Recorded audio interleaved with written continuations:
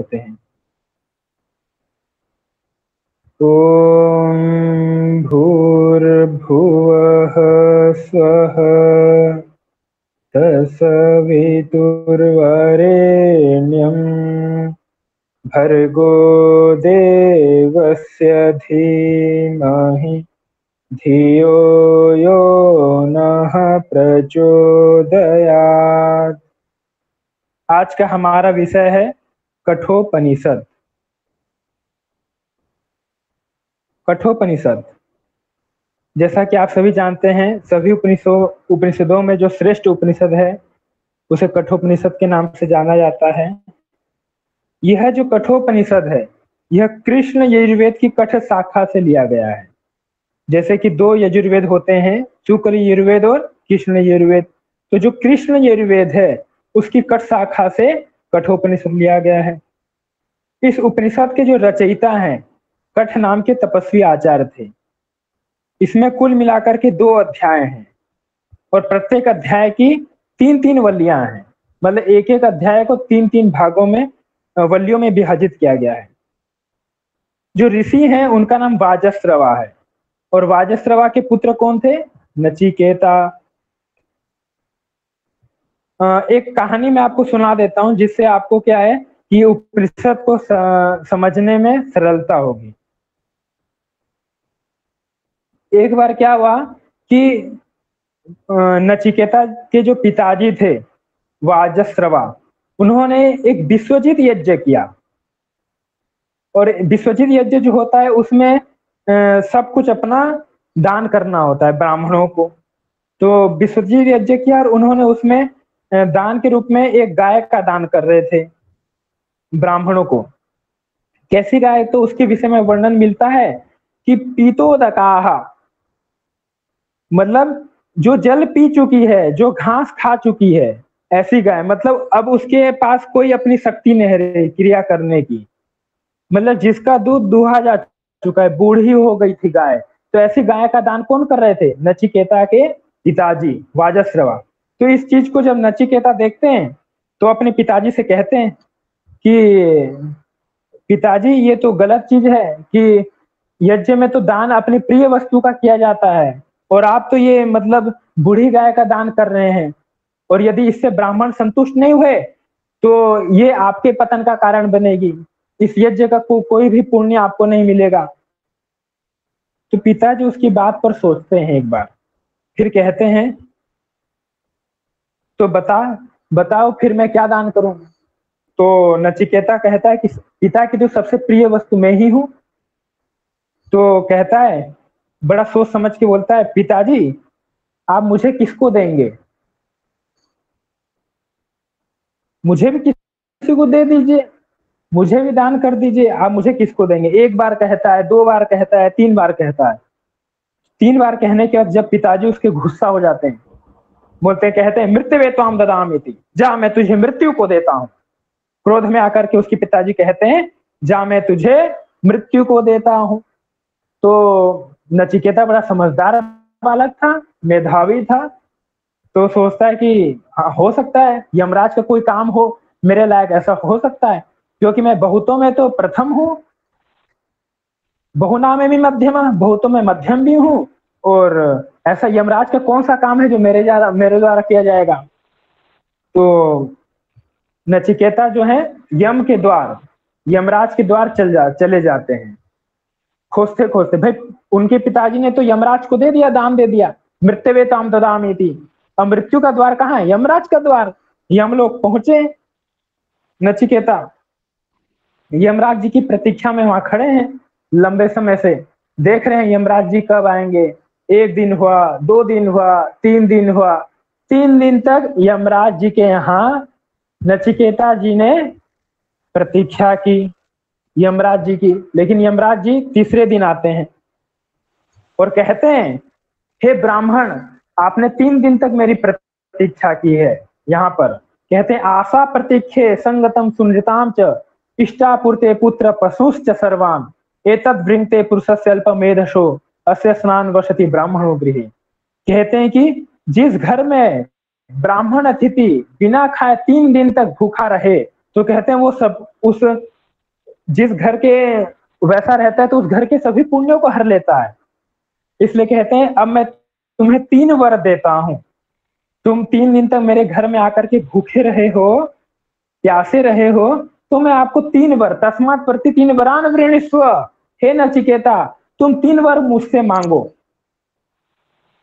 मैं तुम्हें 3 वर देता हूं। तो सबसे पहला वर क्या मांगते हैं? नचिकेता यमराज से कहते हैं, पहला वर मांगते हैं, बोलते हैं मेरे पिता का क्रोध शांत हो जाए, जो मेरे पिता का क्रोध बढ़ गया है, क्रोधी स्वभाव के हो गए मेरे पिता, उनका क्रोध शांत हो जाए। शांत संकल्प सुमना, कहा मेरे पिता शांत संकल्प वाले हो जाएं, अच्छे मन वाले हो जाएं। उसके बाद दूसरे वर में कहते हैं, मुझे स्वर्ग की अग्नि का स्वरूप जानना है, कि जो स्वर्ग की अग्नि है वो कैसी अग्नि है, उसका स्वरूप क्या है, उसको मुझे जानना है। तो यमराज पहले उनको स्वर्ग का स्वरूप बता देते हैं, इतने ईंट लगेंगी, जो भी वहां सिस्टम है अग्नि चयन का, तो बता दिए कि इतनी ईंट है, ये कुंड निर्माण के लिए ये वस्तु आवश्यक है। और फिर प्रश्न पूछते हैं नचिकेता से कि अब तुम बताओ, तो नचिकेता भी वैसे के वैसे उनको उत्तर बता देते हैं। तो इससे प्रसन्न होकर यमराज कहते हैं कि जाओ, ये जो अग्नि विद्या है ये तुम्हारे नाम से ही पूरे संसार में जानी जाएगी, इसलिए नचिकेता अग्नि नाम प्रचलित है इसका। अब तृतीय वर की बात आती है। तृतीय वर में नचिकेता जो है यमराज से जानते हैं कि मृत्यु के बाद क्या होता है। कई लोग कहते हैं कि मरे हुए मनुष्य के विषय में कई लोग अनेक प्रकार की जिज्ञासाएं हैं, कि मरने के बाद आत्मा कहाँ जाती है, आत्मा का क्या होता है। इस विषय में आप मेरा संशय दूर कर दीजिए कि मृत्यु के बाद मनुष्य का क्या होता है, इस विषय में मुझे बताइए। तो वहां यमराज कहते हैं, हे नचिकेता, यह विषय तो देवताओं को भी विज्ञात नहीं है, देवता लोग भी इस विषय से पूर्ण रूप से भली भांति ज्ञात नहीं है, तो ये विषय मैं आपको कैसे बता सकता हूँ, ये बड़ा गूढ़ विषय है। तो उसके बाद कहते हैं, इसके बदले आप जो है मेरे से शतायु, अपनी 100 आयु कर लो, अपने बेटे पोतों को मांग लो मेरे से, बहुत सारे गौ पशुओं को मांग लो, हाथी मांग लो, जितना सोना चाहिए उतना सोना मेरे से ले जाओ, जितने घोड़े चाहिए उतने घोड़े मांगो, जितनी भूमि चाहिए उतनी भूमि मांगो। इतने में भी नहीं मानता है जब नचिकेता, तो कहते हैं आपको मैं पृथ्वी लोक का राजा बना देता हूं, इस पृथ्वी लोक पे जो जो वस्तुएं दुर्लभ हैं वो सब वस्तुएं मेरे से ले जाओ, ये कामा दुर्लभा मर्त्य लोके, सर्वान कामा छंदता पार्थयस्व, कहा जो जो इस मनोकामनाएं इच्छाएं इस पृथ्वी लोक पे दुर्लभ हैं वो सब मनोकामनाएं आप ले जाइए। उसका कहते हैं, इमा रामा सरथा सतुया, कहा कि स्वर्ग की अप्सरा भी आपको चाहिए तो वो भी ले जाओ, ऐसी अप्सराएं जो मनुष्य को दुर्लभ है प्राप्त करना, वो भी यदि चाहिए आपको तो वो भी ले जाओ, लेकिन आप इस आत्मा के रहस्य को मेरे से मत जानो, इस प्रकार की बात करते हैं। तो वहां नचिकेता कहता है, हे यम देवता, हे यमराज, आप जो ये चीज कह रहे हैं ये क्या है, सर्वेंद्रियाणाम जरयंती तेजः, ये जो है इंद्रियों के तेज का हरण करती हैं, ये सब क्षणिक है, क्षणिक सुख देने वाली हैं, इंद्रियों के तेज का हरण करने वाली हैं। तो इनको आप मुझे मत कहिए लेने के लिए। एक सेकंड, स्क्रीन प्रेजेंट।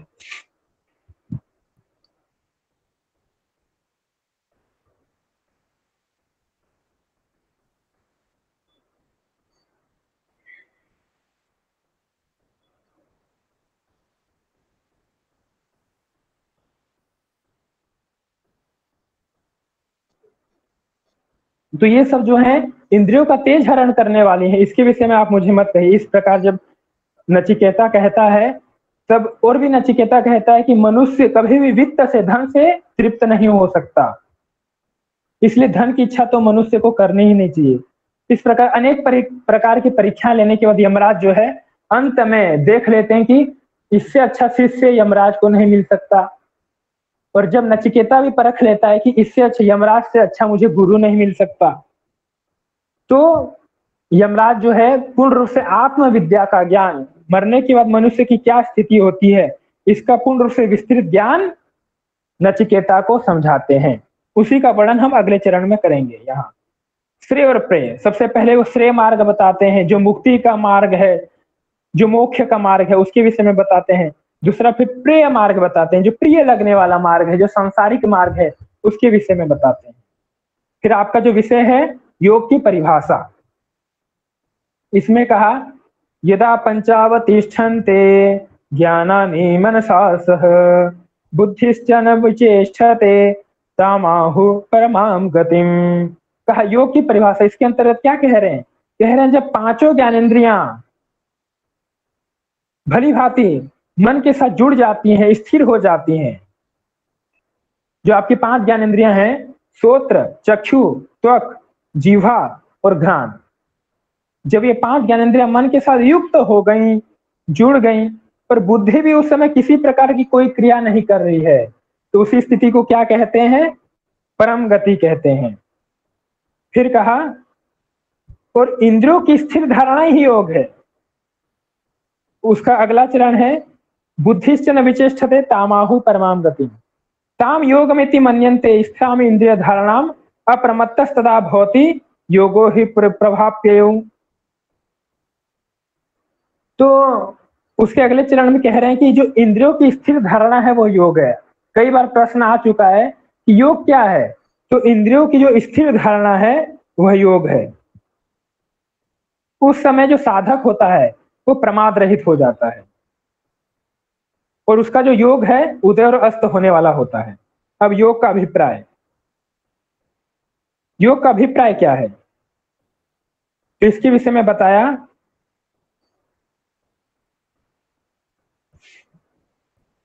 प्रभाव, दो शब्द हैं। प्रभाव का अर्थ होता है शुभ संस्कारों की उत्पत्ति होना, और अव्यय का अर्थ होता है अशुभ संस्कारों का नाश होना। तो इसके विषय में बता रहे हैं इदा सर्वे प्रविद्यन्ते हृदय ग्रंथयः अथ मृत्यो अमृतो भवते अध्यनुशासनम। कहा जब हृदय की संपूर्ण ग्रंथियां भली भांति खुल जाती हैं, जब आपका हृदय चक्र का पूर्ण जागरण हो जाता है, तब कह रहे हैं तब मरण धर्मा मनुष्य इसी शरीर में अमर हो जाता है। बस इतना ही सनातन उपदेश है, बस इतना ही आपको जानना है। एक ही काम करना है, अपने हृदय प्रदेश का जागरण करना है, हृदय चक्र का जागरण करना है, हृदय ग्रंथि का भेदन करना है। इससे क्या होगा? आपके सभी प्रकार के संशय नष्ट हो जाएंगे और आप ज्ञानवान हो जाएंगे। अब आत्मा का स्वरूप, जो आपका अगला विषय है, आत्मा का स्वरूप क्या है, इस विषय को हम जानते हैं। जैसा कि गीता में भी बताया था, उसी प्रकार उपनिषद में भी कह रहे हैं न जायते म्रियते वा। यह आत्मा क्या है? न जन्म लेती है न मरती है। विपश्चिनायम कुतश्चित्र बहु कश्चित। कहा यह न तो स्वयं किसी से हुआ है और न इससे कोई हुआ है। कह रहे आत्मा से कोई उत्पन्न नहीं हुआ। इसी प्रकार की हम बात कह रहे हैं। यह आत्मा क्या है? अज है, नित्य है, शाश्वत है, पुराण है।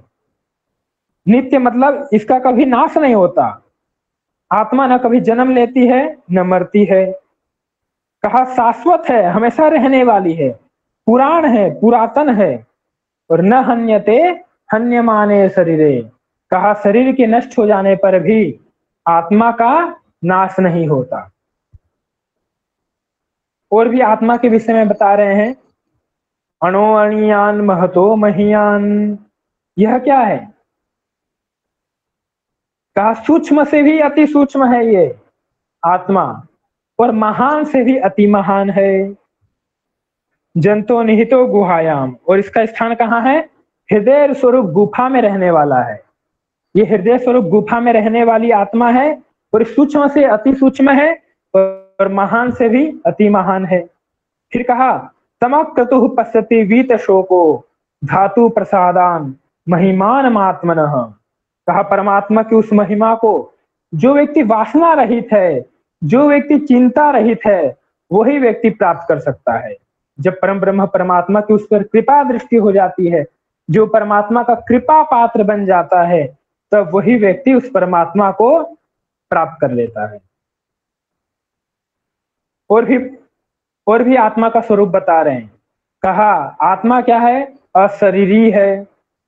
फिर कहा नित्य है, अचल है, सर्वव्यापी है। उसी को श्लोक में कह दिया, अशरीरम सर्वेस्वन अवस्थेस्व अवस्थितम महानतम विभुम आत्मानम मत्वा धीरो न सोचते। जिसको जान करके धीर व्यक्ति कभी विचलित नहीं होता, शोक नहीं करता। इसलिए आत्मा अशरीरी है, शरीरधारी नहीं है, नित्य है, अचल है और सर्वव्यापी है। उसके विषय में कह रहे हैं आत्मा को कौन व्यक्ति प्राप्त कर सकता है? तो इसके विषय में कहा नायम आत्मा प्रवचने न लभ्यो। ये आत्मा को कोई व्यक्ति प्रवचन से प्राप्त नहीं कर सकता, न तो बहुत अच्छे प्रवचन करने वाले व्यक्ति इसको प्राप्त कर सकते हैं। कहा नायम आत्मा प्रवचने न लभ्यो, न तो ये आत्मा प्रवचन के माध्यम से प्राप्त होती है, न मेधया, न बुद्धि के माध्यम से। जो बहुत टैलेंटेड व्यक्ति हैं उनको भी ये आत्मा प्राप्त नहीं होती। जो बहुत मेधावी व्यक्ति हैं, जिनकी बुद्धिक तीक्ष्णता अति तीव्र है, वो भी व्यक्ति आत्मा को प्राप्त नहीं कर पाते। कहा न बहुना श्रुतेन, न बहुत सुनने से ही आत्मा प्राप्त होती है। तो कैसे प्राप्त होती है आत्मा? जानने का विषय है। तो कह रहे हैं यमे वैश्य वृणुते स्तेन लभ्य। ये आत्मा जिसका वर्ण कर लेती है, वो अपने सामने अपने सभी रहस्यों को उद्घाटित कर देती है। उसके द्वारा ही प्राप्त किया जा सकता है। यह परमात्मा जिसको यह स्वीकार कर लेती है आत्मा, उसके द्वारा ही वो प्राप्त किया जा सकता है। यमे वैश्य वृणुस्ते, ये आत्मा स्वयं जिसका वर्ण कर लेती है। कहा ये पात्र व्यक्ति है, इसका मैं वर्ण कर लेती हूँ। जैसे रामकृष्ण परमहंस हुए, उच्च कोटि के अनेक, पंडित राम शर्मा और भी अनेक उच्च कोटि के साधक हुए हैं। तो ऐसे जब महापुरुषों को, योगेश्वर श्री कृष्णचंद्र महाराज को, मर्यादा पुरुषोत्तम भगवान श्री राम को, ऐसे महापुरुषों को आत्मा स्वयं वर्ण कर लेती है, कहती है ये मेरे योग्य हैं, और स्वयं उनके सामने अपना साक्षात्कार करा देती है, अपना स्वरूप प्रकट करा देती है।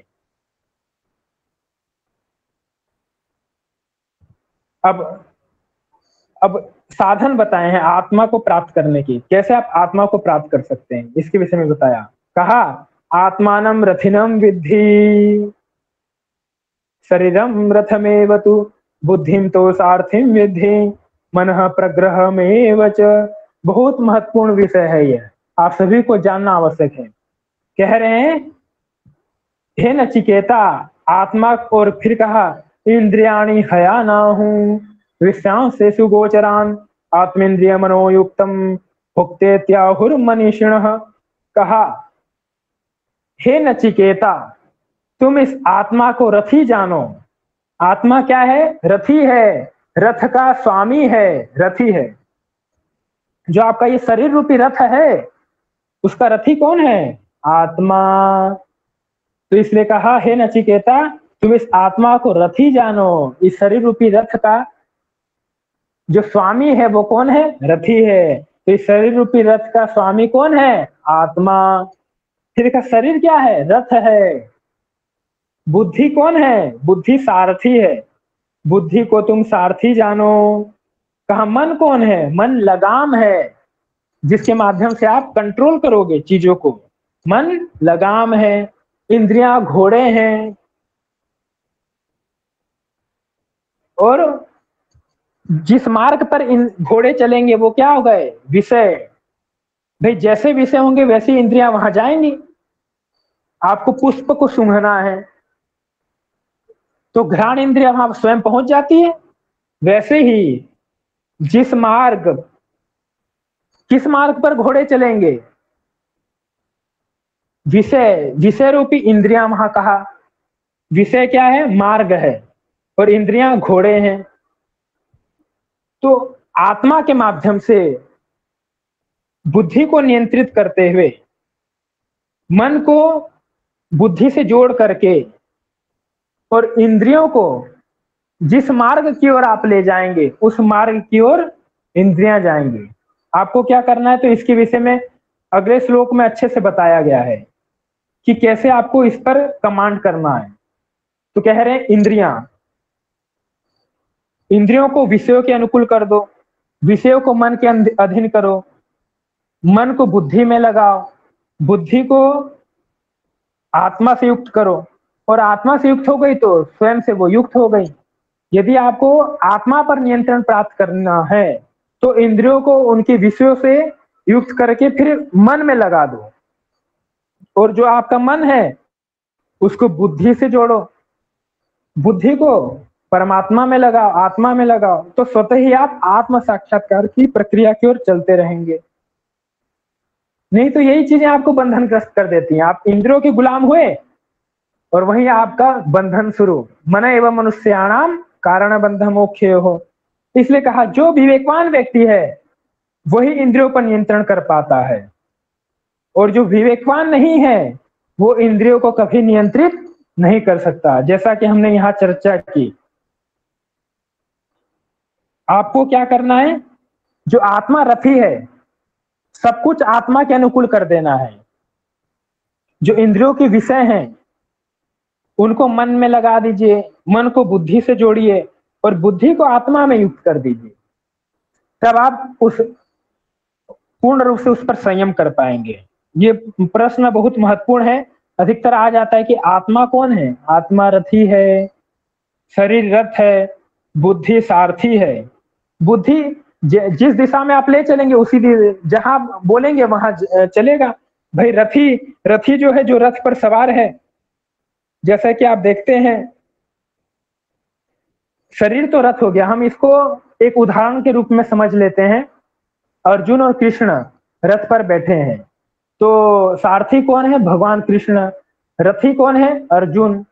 तो रथी आप अर्जुन को समझिए, अर्जुन कौन हो गए, रथी।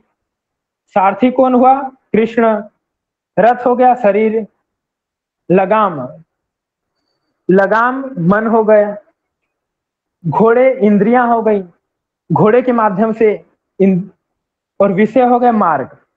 तो जो रथी है, जो अर्जुन है, वो जहां आदेश देगा भगवान को, कहेगा कि हे सारथी आप इस मार्ग की ओर ले चलिए, तो बुद्धि जो है उस मार्ग की ओर जाएगी। और वो मार्ग कैसा होगा, मन के नियंत्रण में होगा, इंद्रियों के संयमित होगा, ऐसा नहीं कि विचलित करने वाला होगा। इसलिए कहा इंद्रियों के जो विषय हैं उनको मन में युक्त कर दो, मन को बुद्धि में लगाओ और बुद्धि को आत्मा में लगाओ, यही विषय है। अब अगला जो विषय है, उत्तिष्ठत जाग्रत प्राप्य वरान निबोधत क्षीरस्य धारा निशिता दुरत्या दुर्गम पथदत कवयो वदन्ति। ये कठोपनिषद से लिया गया है, स्वामी विवेकानंद जी का वचन है। कहते हैं उठो जागो और लक्ष्य प्राप्ति तक रुको मत।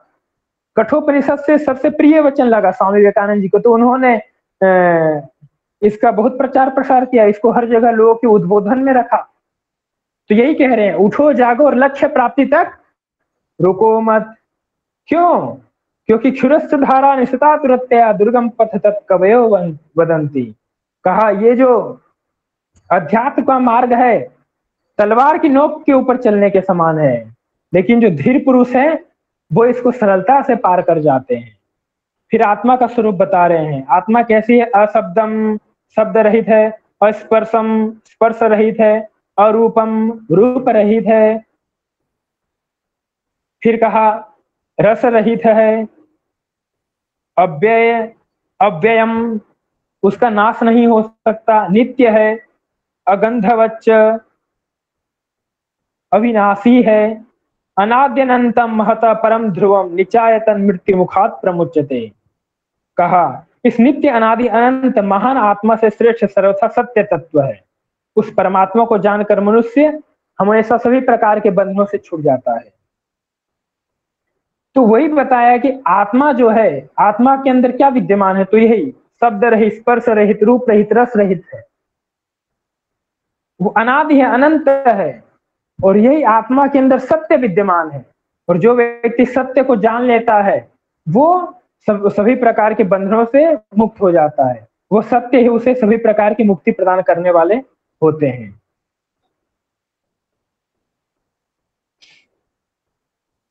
आत्मा का स्वरूप बता रहे हैं। अंगुष्ठ मात्र पुरुषो मध्य आत्मनि तिष्ठति ईशान भूत भव्यश न ततो विजिगुप्सते एतत् वैतत्। कहा आत्मा का स्थान कैसा है, आत्मा कैसी है, तो उसके विषय में कह रहे अंगुष्ठ मात्र है। पुरुषो मध्य आत्मनि तिष्ठति, अंगुष्ठ मात्र जो अंगूठा है आपका वैसे ही है, अंगुष्ठ मात्र है। परम पुरुष परमात्मा शरीर के मध्यभाग हृदय काश में स्थित है, जो कि भूत को, वर्तमान को, भविष्य को, सबको जानने वाला है।